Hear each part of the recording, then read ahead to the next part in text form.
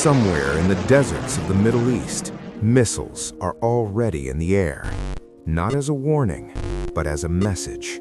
In recent weeks, military strikes, drone attacks, and rising tensions between the United States and Iran have begun to reshape the balance of power in one of the most volatile regions on Earth. Entire military bases have been targeted, thousands of troops have been mobilized, and alliances are beginning to shift. But the most unsettling question is not what is happening right now, it is what happens next. Because history has shown us something unsettling.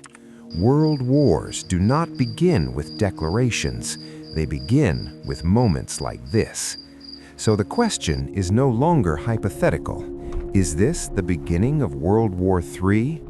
History gives us a sense of control, a belief that we understand how conflicts begin, how they escalate, and how they end. But that belief is often an illusion, because the most dangerous moments in history are not the ones we recognize immediately.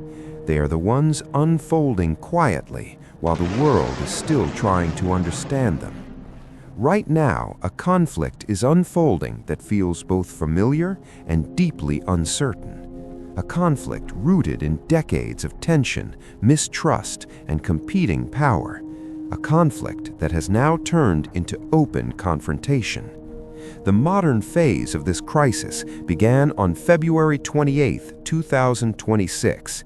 In a coordinated operation, the United States and its allies launched large-scale strikes across Iran, targeting military infrastructure, missile systems, and leadership positions.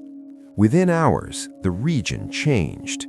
Iran responded with waves of missiles and drones aimed at U.S. bases and allied targets across the Middle East. What had been a long-standing geopolitical tension became a direct military conflict. If you are drawn to understanding how global conflicts truly begin, consider following this investigation, because what we are witnessing may not yet be fully understood. At first glance, the situation appears contained, a regional war, a limited objective. But history rarely stays contained, and already the signs of expansion are beginning to appear. Recent reports indicate that U.S. forces are preparing for extended military operations, including the possible deployment of ground troops. Additional forces, thousands of troops, have been sent into the region. Aircraft carriers, missile systems, and strategic assets are being positioned. These are not signals of a short conflict, they are preparations for something larger. At the same time, other groups have begun to enter the conflict. Allied forces linked to Iran have launched attacks across the region, expanding the battlefield beyond a single front. This is how conflicts evolve, not through a single event, but through layers of involvement. Let's pause for a moment. When multiple countries and groups begin to engage in the same conflict, does it remain regional, or does it become something else entirely? The scientific and strategic explanation is framed in terms of deterrence. Each side acts to weaken the other's capabilities, hoping to prevent escalation by demonstrating strength. But deterrence has a flaw. It relies on perception, and perception is not always accurate. For example, recent military assessments suggest that Iran's missile infrastructure has been significantly damaged by ongoing strikes. But at the same time, Iran continues to launch retaliatory attacks, which means the capability remains. And as long as capability remains, so does risk. This creates a dangerous paradox. Both sides may believe they are gaining control, while in reality, the situation becomes more unpredictable. Some experts argue that this conflict will remain limited, that neither side truly wants a global war, that economic consequences, international pressure, and strategic caution will prevent escalation. Others are less certain.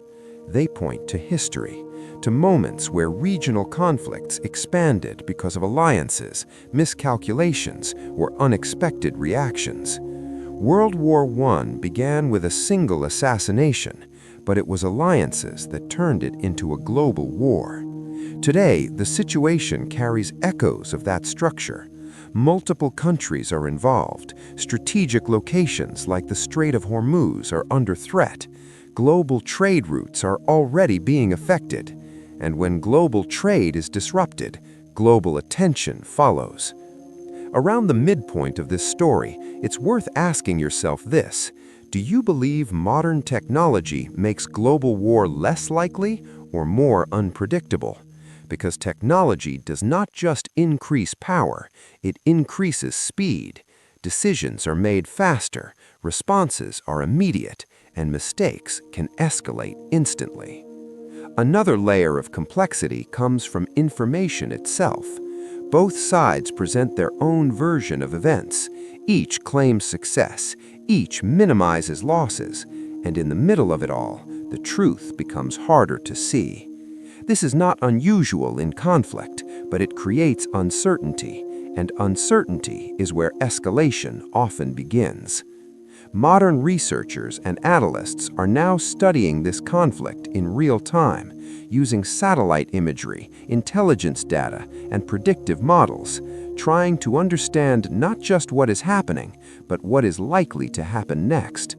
Some scenarios suggest de-escalation, a negotiated settlement, a temporary ceasefire.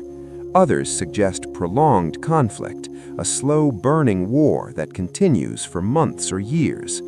And then there is the scenario that remains the most uncertain: expansion. More countries becoming involved, more regions affected, more systems disrupted. Because the truth is, world wars are not defined by intention, they are defined by scale, and scale can change quickly. Let's pause again. If a conflict spreads across multiple countries, disrupts global trade, and involves major world powers, at what point does it become a world war? As we move toward the end of this investigation, one thing becomes clear. We are not looking at a single event. We are looking at a process, a chain of decisions, reactions to reactions, actions triggering counteractions. And somewhere within that chain, there may be a point of no return. But the unsettling reality is this: we often don't recognize that point until it has already passed. The world today is more connected than ever before, which means any major conflict carries global consequences: economic, political, human. And yet, despite all of this, the future of this conflict remains uncertain. Perhaps it will end quickly, perhaps it will stabilize, or perhaps it will become something far greater than it was ever intended to be. Perhaps the most unsettling part of moments like this is not what we are witnessing now, but what we may only understand later, because history does not always announce itself as it happens. Sometimes it reveals itself only in hindsight. And as we step back from this moment, one final question remains: are we witnessing a contained conflict between two nations, or the quiet beginning of something the world has seen before but failed to recognize in time?